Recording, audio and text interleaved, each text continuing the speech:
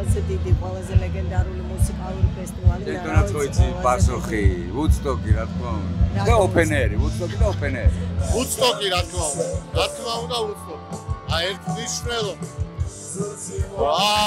იმიტომ რომ მარტო იმიტომ ჩემთვის რომ ვუდსტოკის გამოხდება ის რაც ხდება აქ. ყველაზე ლეგენდარული მუსიკალური ფესტივალი კაცობრიობის ისტორიაში. ვუდსტოკი რა. ნუ ალბათ ვუდსტოკი იყო რა. ეგრე გამოსულა. კაი ვუდსტოკი იყო რა. მაგრამ გააჩნია რა ქვეყანაში ვლაპარაკობთ რა პრინციპში საქართველოში ოპენერი ერთადერთია და გამომდინარეობს. ყველაზე დიდი, ყველაზე ლეგენდარული მნიშვნელოვანი მუსიკალური ფესტივალი კაცობრიობის ისტორიაში. ოპენერი. თბილისი ოპენერი. Yes. ვუდსტოკი. ყველაზე დიდი და ლეგენდარული თორსა მეკითხებით, რა თქმა უნდა, ვუდსტოკი სავარაუდოდ, რომელმაც ყველაფერი შეცვალა, ამოატრიალა, სუბკულტურა ცალკე, სუბკულტურა აღარ იყო, ეგ იყო მოძრაობა ფაქტიურად. ამბობენ ვუდსტოკიო, მაგრამ რაღაცა ჩემ თინეიჯერობაში იყო ეგეთი ცნება, რომ ვუდსტოკი რა და ხო, ნუ მაშინ ძალიან მნიშვნელოვანი იყო. მარტივი პასუხია, მაგრამ ვუდსტოკი. ყველაფერი დაიწყო ოცნებით, არა, კარგი ადამიანური ოცნებით. და როგორც ხდება ხოლმე, ხანდახან ეს ოცნება გადაიზარდა რაღაცა დიდში, მნიშვნელოვანში, ლეგენდარულშიც კი. აი ზუსტად ასე მოხდა ამერიკის შეერთებულ შტატებში 1969 წლის აგვისტოში. 4 ახალგაზრდა ადამიანმა შექმნეს წარმოუდგენელი მუსიკალური ფესტივალი, რომელიც შევიდა ისტორიაში როგორც ყველაზე დიდი, ყველაზე ლეგენდარული ფესტივალი კაცობრიობის ისტორიაში. მან ასე დღეს საუბრობთ ვუდსტოკზე. როგორც ხედავთ, ჩვენ დღეს გვაქვს ძალიან უჩვეულო სეტი, ჩვენ არ წერთ ამ ეპიზოდს 64 სტუდიაში, არამედ წერთ თბილისი Open Air-ზე. წელს პროექტი 64 და თბილისი Open Air-ი თანამშრომლობენ, ძალიან დიდი მადლობა მათ ამ თანამშრომლობისთვის. იმედი გვაქვს, რომ გაგრძელდება Open Air-იც და ჩვენს პროექტი 64-იც გააგრძელებს მუშაობას. ეს არის ესეთი პატარა შესავალი, შემოვა რაღაცა ხმები, ბოდიში ამისთვის, ფესტივალია, ჩვეულებრივი ამბავია. გადავიდეთ დღევანდელ თემაზე, ესე იგი ვუდსტოკი. მაგრამ სანამ უშუალოდ გადავალთ ვუდსტოკზე, ამ ფესტივალზე, იმაზე თუ როგორ ვინ იყვნენ ორგანიზატორები, რა სირთულეების გადალახვა მოუწიათ, როგორ ჩატარდა ფესტივალი, რა მოყვა ამ ფესტივალს. სანამ გადავალთ აი ამ ისტორიაზე, მე მინდა მოკლედ მოგიყვეთ იმაზე თუ რა ხდებოდა ამერიკაში 60-იან წლებში. როგორც გითხარით, ფესტივალი ჩატარდა იმ აწლეულის ბოლო წელს 69-ში. ესე იგი ამერიკა 60-იან წლებში. ეს არის პერიოდი დიდი სამოქალაქო უფლებების მოძრაობის პერიოდი, როდესაც ამერიკის სხვადასხვა ქალაქებში, შტატებში გამოდიან ადამიანები, აპროტესტებენ რასობრივ დისკრიმინაციას, გამოდიან სამოქალაქო უფლებებისთვის, გამოდიან ქალთა უფლებებისთვის და ეს არის პერიოდი, როდესაც ქვეყანაში იწყება ფემინიზმი, environmentalism-ი, მაშინ დაიწყო ბუნებაზე ზრუნვა, ეს არ არის ახალი, 60-იან წლებში დაიწყო ამერიკაში. აი ესეთი პერიოდია, მაგრამ ამასთანავე ეს არის პერიოდი, როდესაც ვიეტნამში მიმდინარეობს ომი. ომი დაიწყო 55 წელს და გრძელდებოდა 20 წელიწადი. ეს იყო ერთ-ერთი ყველაზე კიდევ ერთი სისხლიანი კონფლიქტი, რომელშიც მონაწილეობდნენ გარდა ვიეტნამისა და ვიეტნამი იყო დაყოფილი ჩრდილოეთ და სამხრეთ ვიეტნამად, ერთმანეთს ებრძოდნენ, ასევე მეზობელი ლაოსი და კამბოჯა და ასევე ეს იყო ცივი ომის ერთ-ერთი ცხელი კერა. იმ წლებში ცივი ომი საბჭოთა კავშირსა და ამერიკის შეერთებულ შტატებს შორის ძალიან ცხელ ფაზაშია და ვიეტნამში სამხრეთ ვიეტნამს მხარს უჭერენ ამერიკის შეერთებული შტატები, ჩრდილოეთ ვიეტნამს კი საბჭოთა კავშირი. აი დაახლოებით ისე როგორც იყო კორეის შემთხვევაში, თუ ნახეთ ჩვენი ეპიზოდი ჩრდილოეთ კორეაზე, ალბათ გახსოვთ. ომი მიმდინარეობდა 20 წელი, მაგრამ ჩვენ საუბრობთ 60-იან წლებზე და ამერიკაში გაჩნდა დიდი მოძრაობა ამ ომის წინააღმდეგ. არა ომს. კი, ნამდვილად იყო ეს სლოგანი, რადგან ახალგაზრდა ამერიკელებს არ ესმოდათ, რატო უნდა წასულიყვნენ ათასობით კილომეტრს შორის მდებარე ქვეყანაში და ებრძოლათ ამ ომში. იქ იყვნენ სტუდენტები, რომლებსაც არ უნდათ აი ამ სწავლის შეწყვეტა და ომში წასვლა, არ უნდათ სიკვდილი. თუ ნანახი გაქვთ არაჩვეულებრივი ფილმი Hair, მილოშ ფორმანის, ჩეხური წარმოშობის ამერიკელი რეჟისორის, ზუსტად იცით რაზე საუბრობ მე, რა განწყობაზე, რა ემოციებზე, რომელიც მაშინ იყო ამერიკულ საზოგადოებაში. ესე იგი, არა ომს ვიეტნამში და არა ამერიკის ჩართულობას ამ ომში. კიდევ ერთი მნიშვნელოვანი მომენტი არის ის, რომ ცივი ომი, კონკურენცია, დაპირისპირება ამერიკასა და საბჭოთა კავშირის შორის მიმდინარეობდა არა მარტო დედამიწაზე, არამედ კოსმოსშიც. როგორც იცით, 1961 წელს 12 აპრილს კოსმოსში გაფრინდა პირველი ადამიანი და ეს იყო საბჭოთა პილოტი, კოსმონავტი იური გაგარინი. ამიტომ ეს იყო სერიოზული დარტყმა ამერიკისთვის, მის იმიჯისთვის იყო ძალიან მძიმე და უკვე 8 წელიწადში, 69 წელს, პირველი ამერიკელი ასტრონავტები, მთავარი იქ იყო ნილ ამსტრონგი, გადმოვიდნენ მთვარეზე. დიდი პატარა ადამიანის პატარა ნაბიჯი და დიდი ნაბიჯი მთელი კაცობრიობისთვის. ეს არის ლეგენდარული ფრაზა, რომელიც თქვა ნილ ამსტრონგმა აი ამ ექსპედიციის შემდეგ. 60-იან წლებში ამერიკაში მოხდა 3 ალბათ ერთ-ერთი ყველაზე რეზონანსული მკვლელობა კაცობრიობის ისტორიაში. მოკლეს ამერიკის პრეზიდენტი 63-ში ჯონ კენედი, JFK, 68-ში მოკლეს მისი ძმა, რობერტ კენედი, RFK და მოკლეს მარტინ ლუთერ კინგი. ჯონ კენედი ძალიან ცნობილი ამერიკელი პრეზიდენტი, ცნობილი ბევრი რამის გამო. იქ მისი love story მერლინ მონროსთან, კარიბის კრიზისი, რომელზეც გიყვებოდით სხვა ეპიზოდში. ბევრი რამ და გასროლა დალასში დღემდე ამ მკვლელობის გარშემო არსებობს დიდი საიდუმლო. დღემდე საუბრობენ იმაზე, რომ შეიძლება ლი ჰარვი ოსვალდი არ იყო JFK-ს მკვლელი, მოკლედ საიდუმლოებით მოცული ისტორია. როგორც გითხარით, 8 წელიწადში მოკლეს მისი ძმა, რობერტ კენედი, ჯონ კენედის ადმინისტრაციაში იყო გენერალური პროკურორი, ასევე მუშაობდა იუსტიციის სამინისტროში და იყო სენატორი. რობერტ კენედი საუბრობდა ზუსტად იმაზე, რაზეც საუბრობდნენ აი ამ პროტესტებზე, აი ამ მოძრაობის წარმომადგენლები, ლიდერები, თანაბარ უფლებებზე, ქალების უფლებებზე, აფროამერიკელების უფლებებზე, სეგრეგაციის და რასობრივი დისკრიმინაციის აღმოფხვაზე საუბრობდა რობერტ კენედი და ამიტომ ამ საზოგადოების დიდი ნაწილისთვის რობერტ კენედი იყო ნამდვილად იყო გმირი, მას ბევრი უჭერდა მხარს.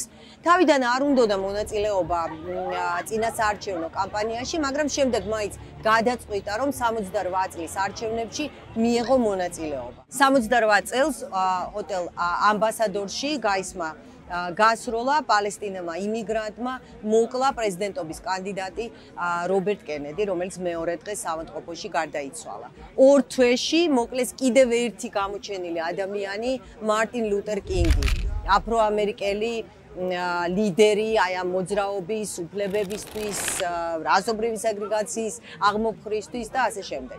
3 რეზონანსული მკვლელობა.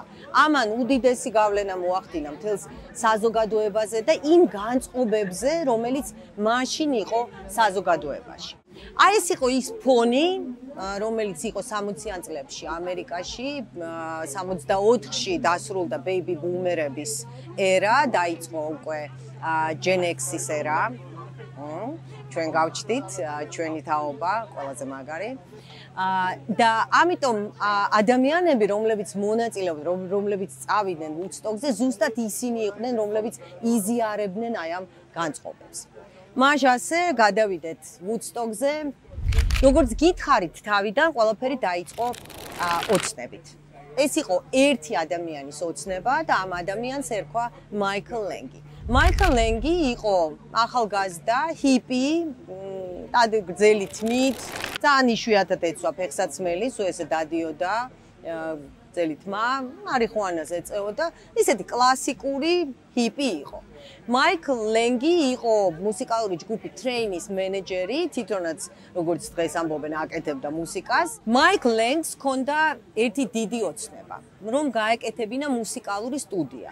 უფრო მეტიც მას ჰქონდა მოფიქრებული, რომ ეს სტუდია უნდა ყოფილიყო ქალაქ ვუდსტოკში.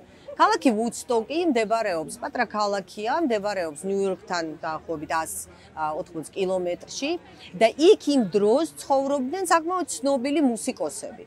იქ ცხოვრობდა Tim Hardy, ცხოვრობდნენ ბენდი, მუსიკალური ჯგუფი და ასევე რაც დავარია ცხოვრობდა Bob Dylan-ი, იქ ცხოვრობდა და ქმნიდა თავის მუსიკას, მაგრამ და ბევრი სხვა, მაგრამ ამ ქალაქში არ არსებობდა მუსიკალური სტუდია და მაიკლ ლენგი ფიქრობდა, რომ ალბათ კარგი იდეა იქნებოდა, რომ ზუსტად ამ ქალაქში გაეკეთებინა ეს მუსიკალური სტუდია. მაგრამ მაიკლ ლენგს არ ჰქონდა არ ვიტყვი მთავარი, მაგრამ ერთ-ერთი მნიშვნელოვანი კომპონენტი. მაიკლ ლენგს არ ჰქონდა ფული. ცხოვრების გარკვეულ ეტაპზე მაიკლ ლენგმა გაიცნო არტი კორნფილდი. არტი კორნფილდი ჰიპი არ იყო, მაგრამ მასაც გრძელი თმა ჰქონდა, იყო ადამიანი, რომელიც ასევე წერდა მუსიკას, იყო კომპანია კაპიტოლის ვიცე-პრეზიდენტი, ადამიანი, რომელსაც ზოგადად უყვარდა ხელოვნება, მუსიკა, აბსოლუტურად იზიარებდა აი ამ საპროტესტო განწყობებს. მოკლედ მაიკლ ლენგი და არტი კორნფილდი შეხვდნენ ერთმანეთს, მაიკლმა გაუზიარა ეს თავისი იდეა, თავისი ოცნება, რომელიც არტის ძალიან მოეწონა. ორი ახალგაზრდა ადამიანი საათებს ატარებდნენ ერთად, საუბრობდნენ ამ იდეაზე, საუბრობდნენ იმაზე, რომ შეიძლება სტუდიის გარდა გააკეთონ ფესტივალი, დაპატიჟონ მუსიკოსები, მაგრამ არც არტი კორნფილდს არ ჰქონდა ფული. ამიტომ ეს ყველაფერი რჩებოდა იდეად, ოცნებად, აი ამ საუბრებში ატარებდნენ დროს და ამაზე საუბრობდნენ. ამ დროს ნიუ-იორკში ცხოვრობს ორი აბსოლუტურად მაიკლისგან და არტისგან განსხვავებული ახალგაზრდა ადამიანი, ჯონ რობერტსი და ჯოელ როზენმანი.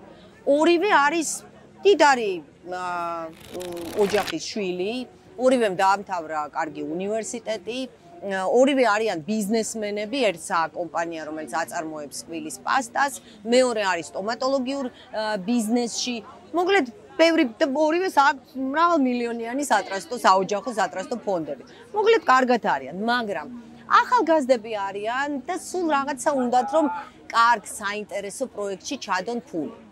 იმდენად აწუხებთ ეს იდეა და უკვე ძალიან დაახლოვდნენ ერთად იქირავეს ბინა 93 ქუჩაზე ნიუ-იორკში, ერთად ცხოვრობენ, ბევრს საუბრობენ და გადაწყვიტეს, რომ გაზეთ ნიუ-იორკ ტაიმსში განათავსონ განცხადება. ამ განცხადებაში, რომელიც ახალგაზრდებმა განათავსეს გაზეთ ნიუ-იორკ ტაიმსში, ეწერა შემდეგი: შეუზღუდავი კაპიტალის მქონე ახალგაზრდები ეძებენ ლეგიტიმურ და საინტერესო საინვესტიციო პროექტებს. ალბათ არ გაგიკვირდებათ, რომ მეორე დღესვე ამ განცხადების დაბეჭდვიდან უამრავი წინადადება მიიღეს ჯონმა და ჯოელმა. აი ასობით, ათასობით წინადადება მოდიოდა, ხო რა ვარია, ხო მოგცემ ფულს, გააკეთე, გადახორციელე შენი პროექტი, მაგრამ ძირითადად ეს წინადადებები არ იყო არც საინტერესო, არც რაღაცა სერიოზული ბიზნეს იდეა იდო ამ პროექტებში. ცოტა სკეპტიციზმი შემოეყარა ჯონს და ჯოელს, მაგრამ მოხდა ისე, რომ ორი ვერსია არსებობს ამასთან დაკავშირებით, რომ მაიკლმა და არტიმ, აი მათმა ვისაც იდეა, პროექტი, ოცნება აქვს, მუსიკალური სტუდია ვუდსტოკი, წაიკითხეს ეს განცხადება და გაუგზავნეს თავისი წინადადება ჯოენს და ჯონს. მეორე ვერსიის მიხედვით მათ არ უნახავთ ეს განცხადება ნახა მეგობარმა, იურისტმა, რომელიც უთხრა, რომ მაინც ცადეთო გაუგზავნეთო, შეიძლება რაღაცა საინტერესო ამბავი გამოვიდესო.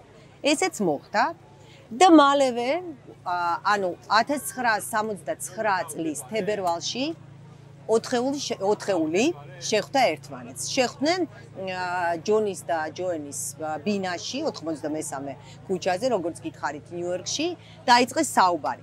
შემდეგ მაიკლ ლენგი იხსენებდა, რომ ცოტა ისე სკეპტიკურად მიყურებდნენო, იმიტომ რომ ეს ორი, ეს ნიუ-იორკელები, ჯონი და ჯოენი, ისეთი კლასიკური იაპები იყვნენ, კოსტიუმები ეცვათ, რაღაცა და ამ დაუვარცხნელ ჰიპის, რა ვიცი, ფეხსაცმელი ეცვა თუ არ ეცვა, იქვე უკაცრავად სლენგისთვის გააძრო ჯოინტი ეწეოდა.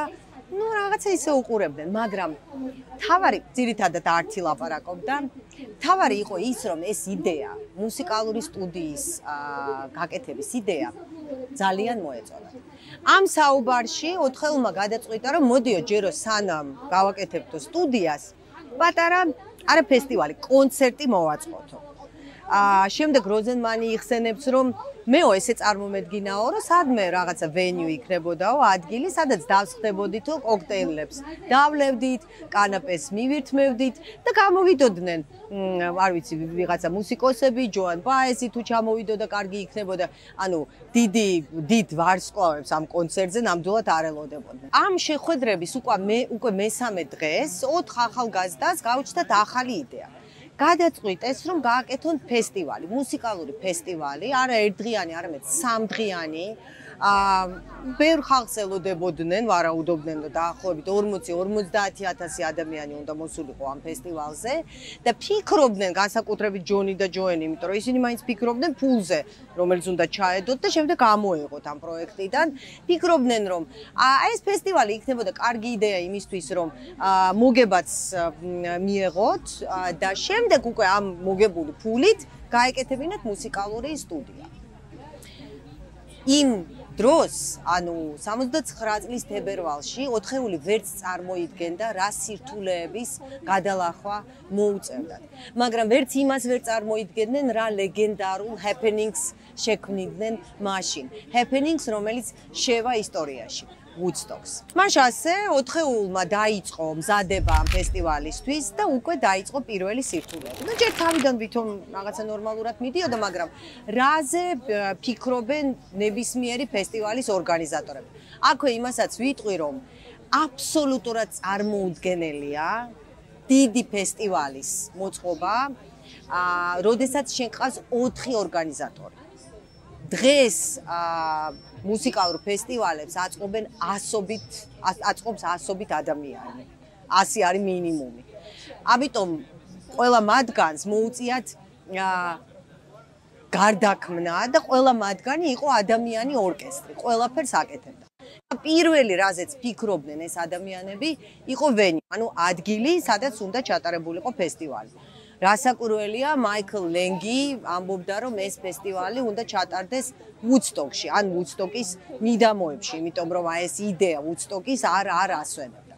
მაგრამ ეგრევე ვუდსტოკის მუნიციპალიტეტმა უარი თქვა მუსიკალური ფესტივალის ჩატარებაზე, უთხრეს, რომ არა, არც იფიქროთო, ჩვენთან ეს არ გამოვალ.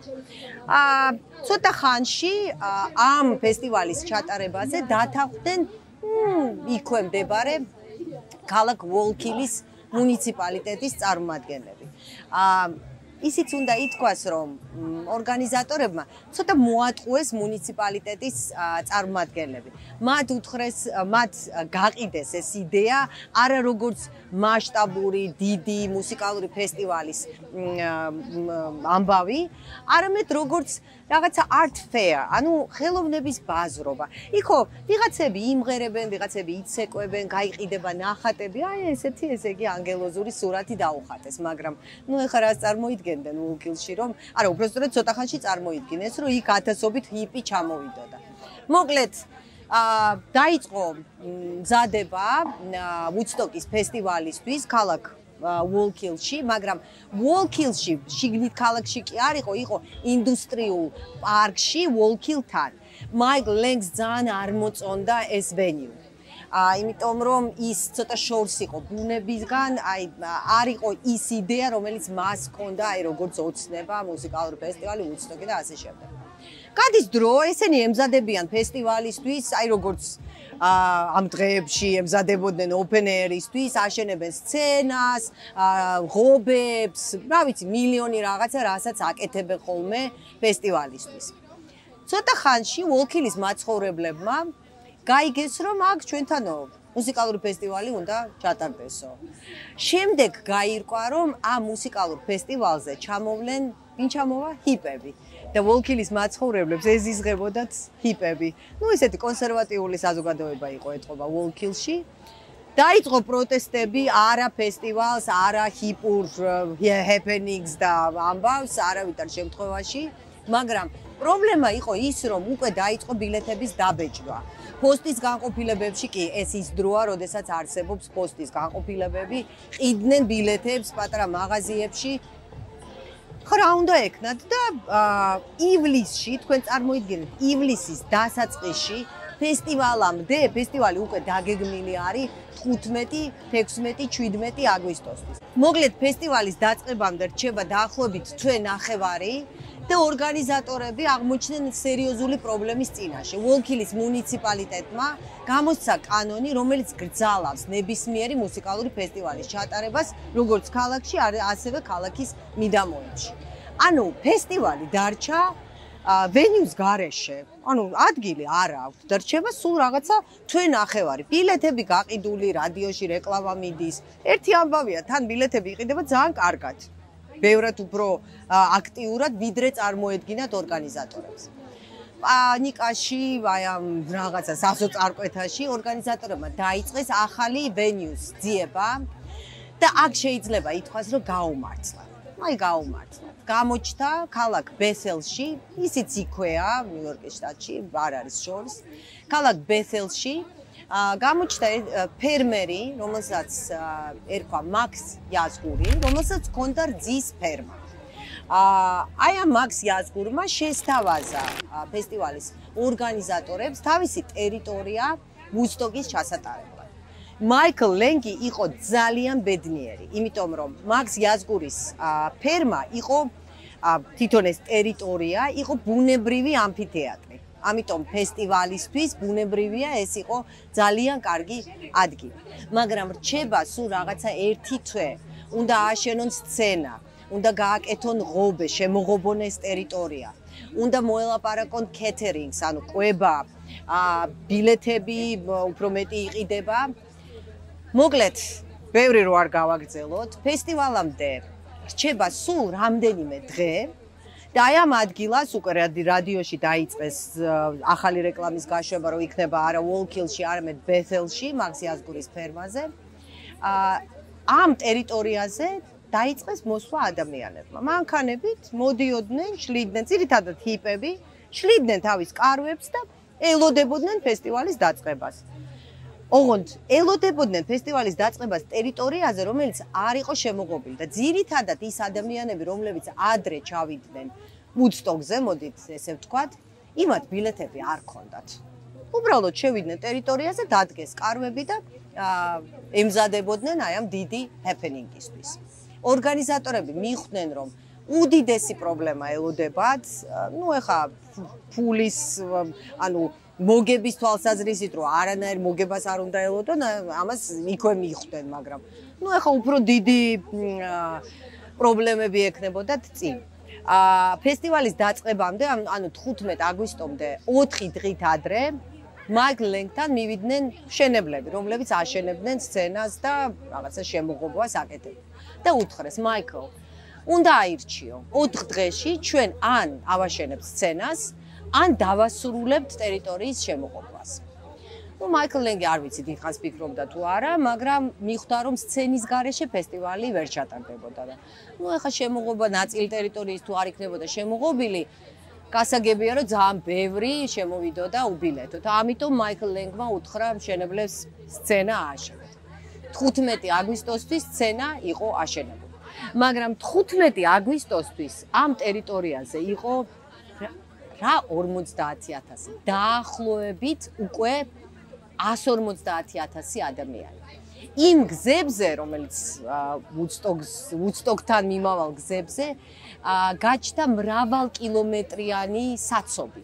ხალხი ვერც ახერხებდა მისვლას, ძალიან ბევრი უბრალოდ ტოვებდა თავის მანქანას და ფეხით მიდიოდა ვუდსტოკამდე. კიდევ ერთი ძალიან სერიოზული პრობლემა ეს იყო უსაფრთხოების პრობლემა. ვის უნდა უზრუნველყო ფესტივალის უსაფრთხოება.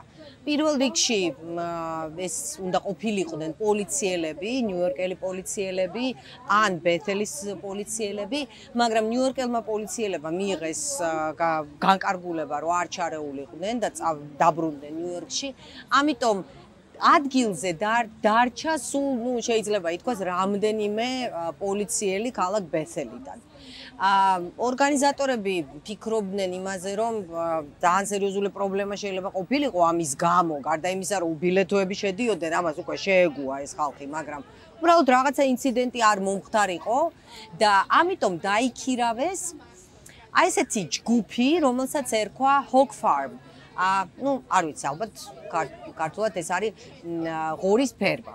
ეს იყო ესეთი ჰიპების კომუნა, რომლებიც დათანხმდნენ იმაზე, რომ უზრუნველყოთ როგორც უსაფრთხოება, ასევე კეთერინგი, ანუ კვებით უზრუნველყოთ რაღაც ნაწილობრივ ფესტივალის მონაწილეები არა სტუმრები, ვინც ჩამოვიდა, იმიტომ რომ კეთერინგის ძალიან სერიოზული პრობლემა იყო, იმიტომ რომ გათვლილი თავიდან იყო 50000 ადამიანზე, მაგრამ შემდეგ როგორც აღმოჩნდება 10-ჯერ უფრო მეტი ადამიანი დაესწრება Woodstocks. აი მიუხედავად ყველა ამ პრობლემისა, Woodstock-ი გაიხსნა 15 აგვისტოს. მართალია დაიწყო არა დილით, როგორც ეს იყო დაგეგმილი, არამედ საღამოსკენ.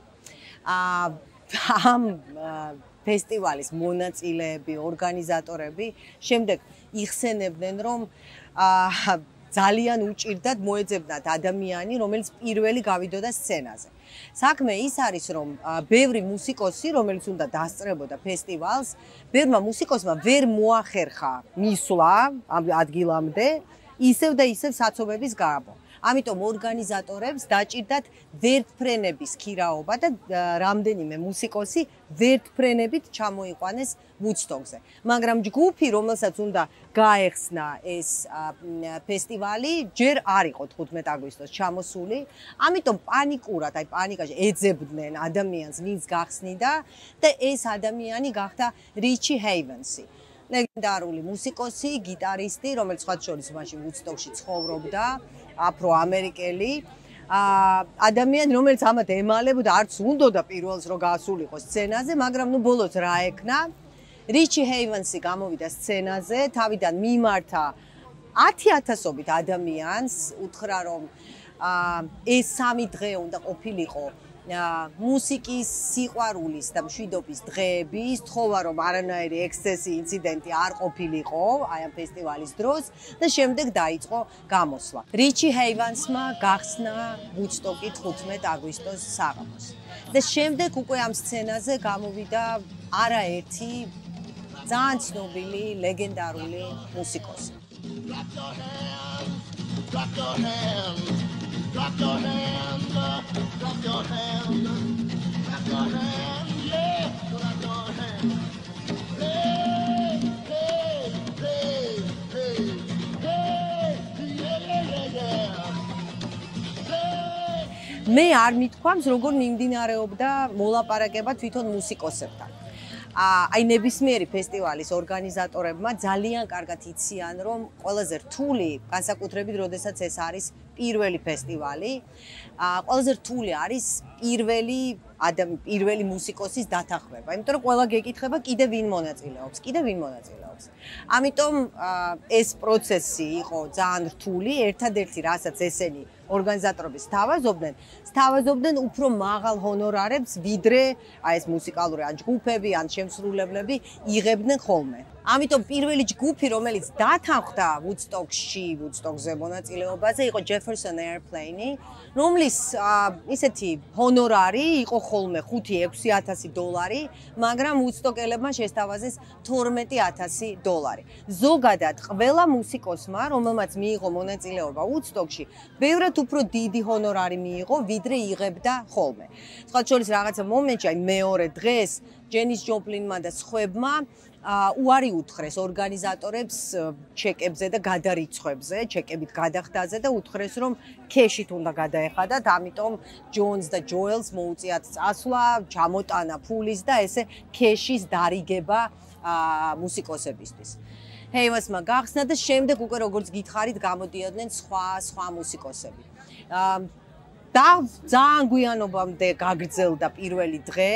შაბათს დილით ისევ დაიწყო ფესტივალი, დილის 9 საათზე უკვე გამოდიოდნენ ჯენის ჯოპლინი, სანტანა, Grateful Dead, ძალიან ბევრი, ჯო კოკერი, The Who, ლეგენდარული ჯგუფი და რასაკვირველია ჯიმი ჰენდრიქსი. ფესტივალი უნდა დასრულებულიყო 17 აგვისტოს, საღამოს, მაგრამ ზოგადად იმ დღეებში კიდევ რატომ არ გაუმართლათ ორგანიზატორებს. აი ამ 3 დღის განმავლობაში ძირითადად წვიმდა და მაგრამ იყო პერიოდები, როდესაც წვიმდა აი კონკისპირულად, cats and dogs and cows and everything pouring from the sky. ანუ ისეთი წვიმა იყო, რომ მუსიკოსები და ასევე ყველა დამსწრე საზოგადოება ლოცულობდნენ, რომ წვიმა შეწყვეტილიყო. გაჩერებდნენ გამოსვლებს და შემდეგ აგრძელებდნენ, როდესაც მეტნაკლებად კარგი ამინდი იყო.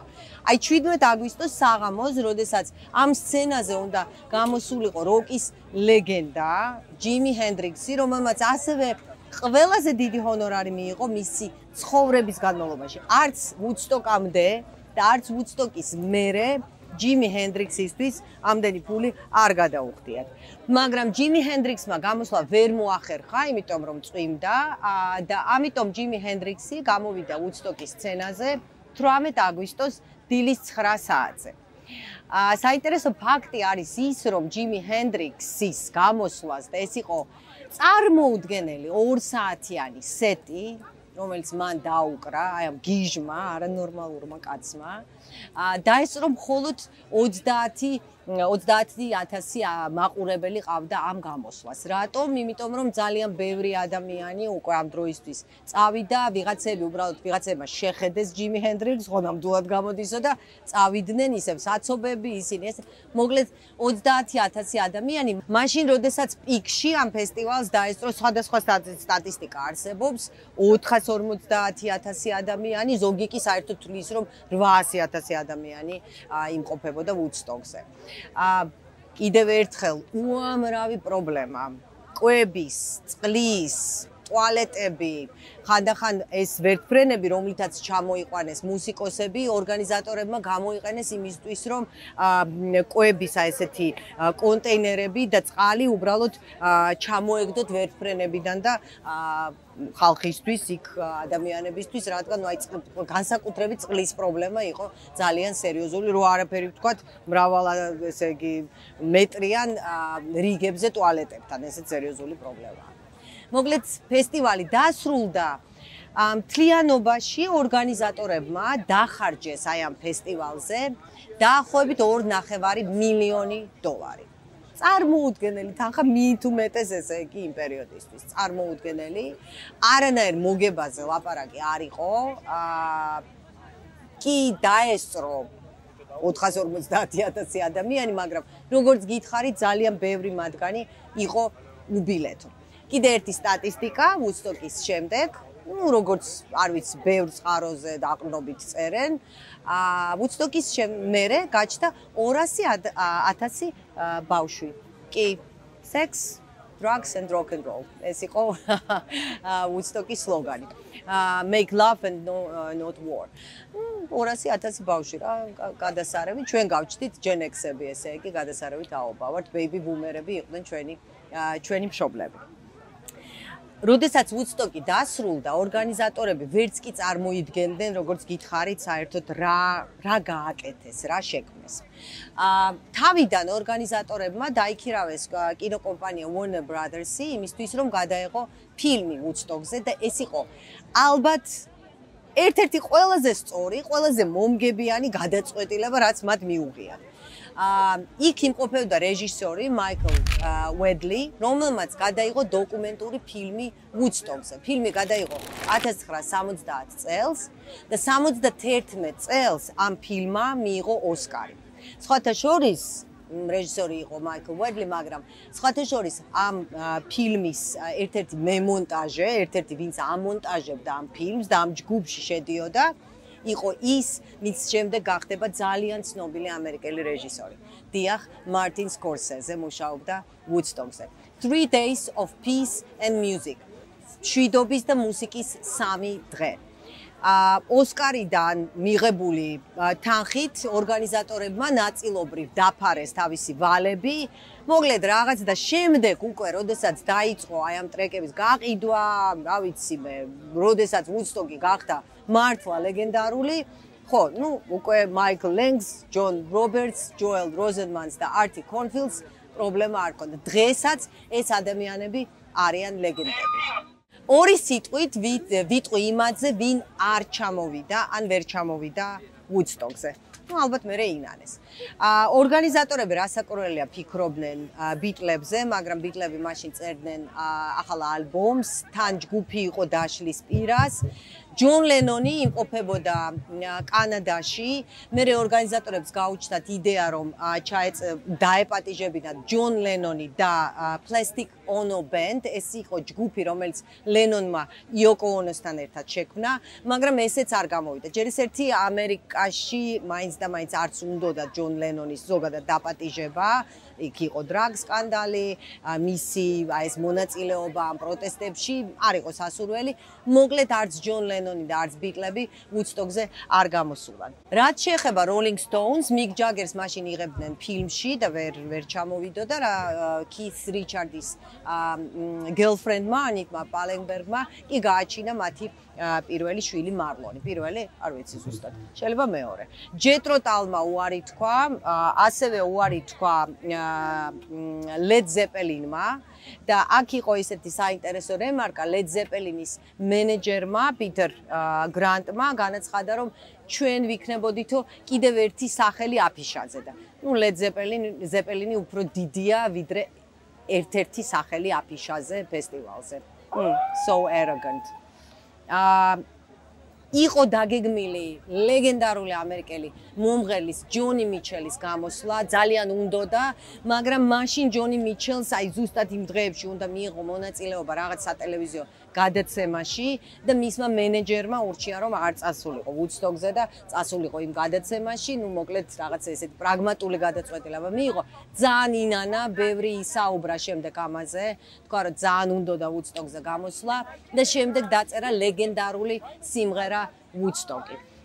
ფრენკ ზაპა ასევე უარი თქვა, რაღაცა მაშინ ფრენკ ზაპა იყო ჯგუფში The Mothers of Invention. რაღაცა იქ ბევრი ჭუჭყი იყო ჰიპებში. მე არ ვიცი, რაღაცა არ მოინდომა. უარი თქვა ბობ დილანმა. დიდი იმედი ჰქონდათ ორგანიზატორებს, რომ ბობ დილანი, რომელიც იქვე ვუდსტოკში ცხოვრობდა, მიიღებდა მონაწილეობას, მაგრამ ну ბობი თავისებური კაცია, ზუსტად ვიცით რა გააკეთა ნობელის პრემია რომ მიიღო, საერთოდ არ ჩავიდა სტოკჰოლმში. მოკლედ და თან ისიც უნდა გავითვალისწინოთ, რომ ამ ადამიანებმა არ იცოდნენ რა ლეგენდასთან შეიძლება დააკავშირებოდა მათი სახელები. კი, ბევრი მათგანი ისედაც იყო ლეგენდა, მაგრამ მაინც ეს ადამიანები ვუდსტოკზე არ გამოსულან. და ბოლოს მე მინდა მოგიყვეთ კიდევ ერთ ვუდსტოკზე, რომელიც ჩატარდა პირველი ვუდსტოკიდან 30 წელიწადში. პირველი წარმატებული თუ წარუმატებელი, მაგრამ უფრო წარმატებული და აიკონიკ ვუდსტოკის მერე ორგანიზატორებს კი არა და სხვა ადამიანებს ხშირად უჩნდებოდათ იდეა, რომ გაიმეორონ ეს დიდი წარმატება, მაგრამ ეს არც ერთხელ არ გამოვიდა. ვუდსტოკი 99 ჩატარდა ძველი ავიაბაზის ტერიტორიაზე, გრიფისის ტერიტორიაზე, ამერიკულ ქალაქ რომთან. უკვე ვენიუ აბსოლუტურად განსხვავდებოდა, არანაირი ვუდი, არანაირი სტოკი, არანაირი ბუნება, არანაირი ჰიპები, არანაირი ფსიქოდელიკა.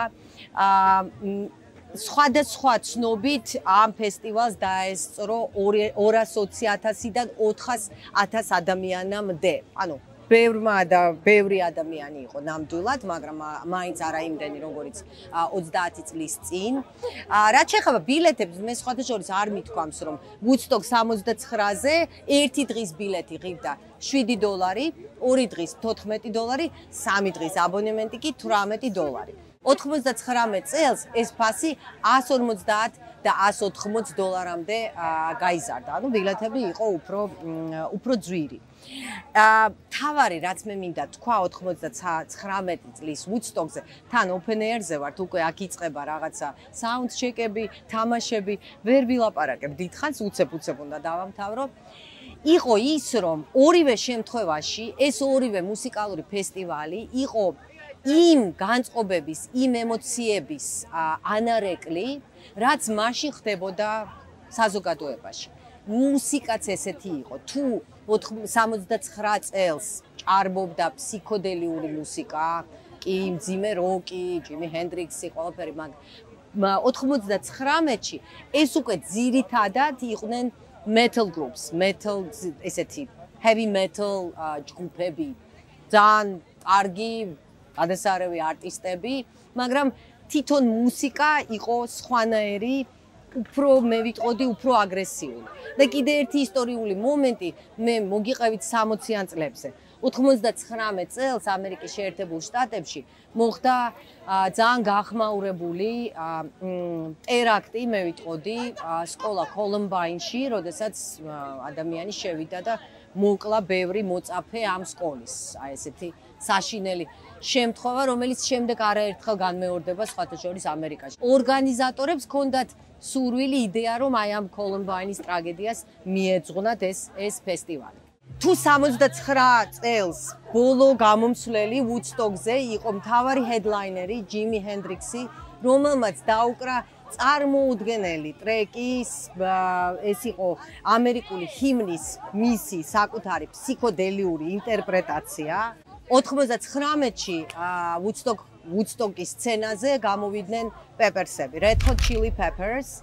ძალიან ისეთი შთამბეჭდავი გამოსვლა ჰქონდათ, განსაკუთრებით ბასის, რომელიც აბსოლუტურად ყველანაირი ტაცაცვლის გარეშე გამოვიდა სცენაზე. ერთადერთი რაც ესე იგი რაღაცნაირად მალავდა რაღაცა ნაწილებს, სხეულის იყო მისი გიტარა. პეპერსებმა მიმართეს დამსწრე საზოგადოებას ყველას და უთხრეს ერთი წუთი. უთხრეს, რომ ჩვენ გვინდა მიუძღვნათ ეს ჩვენი გამოსვლა კოლუმბაინის ტრაგედიას და ყველას თხოვეს, რომ დაერიგებინათ სანთლები. 100,000 სანთელი აინთო ვუდსტოკ 99-ზე. მაგრამ რა მოხდა? ვიღაცებმა რაღაცა ხის კონსტრუქციებსაც მოუკიდეს ცეცხლი, გაჩნდა ცეცხლები. შემდეგ კი პეპერსები გამოვიდნენ ბიზზე და დაუკრეს ჰენდრიქსის თემა Let me stand next to your fire. და იქ უკვე ხალხი გაგიჟდა და უკვე ყველაფერს მოუკიდეს ცეცხლი, მოკლედ, ბევრი რო არ ვილაპარაკოთ, იქ იყო დიდი ცეცხლი და ყველაფერი დასრულდა იმით, რომ ვუდსტოკის ტერიტორიაზე შევიდა პოლიცია. ეს იყო ეპიზოდი ვუდსტოკზე, ლეგენდარულ ფესტივალზე, რომელიც ჩვენ ჩავწერეთ open air-ის ტერიტორიაზე, წინ გვაქვს ეს თბილისი open air-ი, იმედია რომ ყველაფერი კარგად ჩაივლის. წელს არის პირველი წელი, როდესაც გამოდიან მხოლოდ ქართველი შემსრულებლები, ყველას ვუსურებ დიდ წარმატებას, როცა თქვენ ნახავთ ამ ეპიზოდს, უკვე იქნება დასრულებული. დიდი მადლობა რომ გვიყურებთ, უსმინეთ მუსიკას, იყავით თავისუფალი. Music Breaks Free პროექტი 64 გამოყევით ყველა სოციალურ ქსელზე, გამოგვიწერეთ YouTube-ზე. ვაიმე, ბოდიში რა, 2 წუთი რა, 5 წუთი მინდა რა. 10 წუთი მინდა რა. 7 უთხარი და 10 გავაკეთე. აი. ვაიმე, რა დიდი იურუპორი, გენაცვალე.